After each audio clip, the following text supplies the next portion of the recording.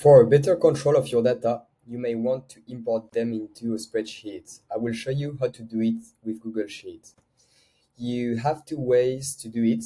The first one, you will need to go on the consoles page of your Phantom. Then on the results tab, like here, you will click on more. And here, you will copy the link of your CSV file. You will then go to your Google Sheets file and you will type the function import data. Don't forget the quotes and paste your link. Here you will see all your data being imported, and remember that they are dynamic. It means that you cannot make any edits directly here. If you do so, then it will not work. You will need to copy the data and to paste them into another tab with only the values. So then here you can make any edits.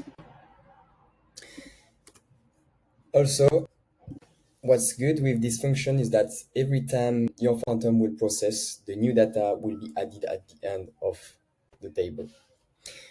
The other way to import your data into your file when, for example, you have a big file with a huge number of lines, import data may not work. So you will have to download your result file. Here, the CSV.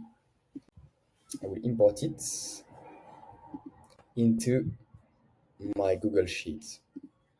You will click on File, Import, then here Upload, and you browse your file. Here I select it, and I will click on Replace Current Sheets. Here my data will be imported, and I will be able to make any changes I like. That's all for today. Thank you.